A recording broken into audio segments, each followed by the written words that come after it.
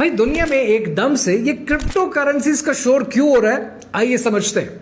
1971 से लेकर अब तक यूएस डॉलर पेट्रो डॉलर बन चुका है और पेट्रो डॉलर अपनी वैल्यू खोता जा रहा है। दुनिया में 20% ऑयल की ट्रांजैक्शंस ऐसी होती हैं कि जो चाइनीज युआन में होती हैं या फिर रशियन रूबल में यानी यूएस डॉलर में नहीं होती।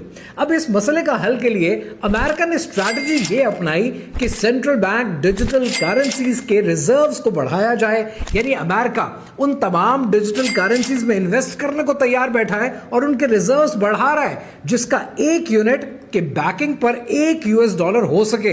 यानी अमेरिका ये जानता है कि कभी ऐसा ग्लोबल रिबूट हुआ कि जब यूएस डॉलर कोलैप्स कर गया तो दुनिया में लोगों का ट्रस्ट जिन डिजिटल करेंसीज पे होगा उसकी बैकिंग पर यूएस डॉलर मौजूद होगा। This is the strategy that US has been fulfilling right now. लेकिन यहां पर साथ ही साथ चाइना क्रिप्टो करेंसीज की ट्रांजैक्शंस को बैन कर रहा है। क्यों?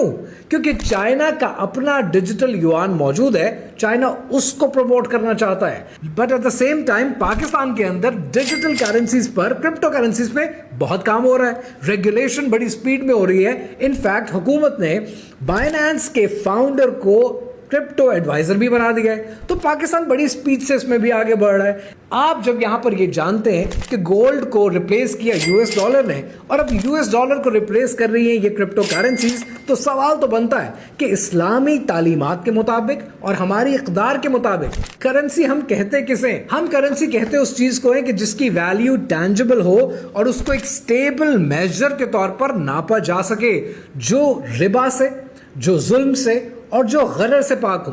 अब रिबा, इंटरेस्ट और जुल्म तो आप जानते हैं, लेकिन गरर बहुत जरूरी है क्योंकि गरर कहते हैं एक्सेसिव स्पेकुलेशन को, और जब तक ये शराइत पूरी नहीं होती आप किसी चीज को करेंसी कह नहीं सकते।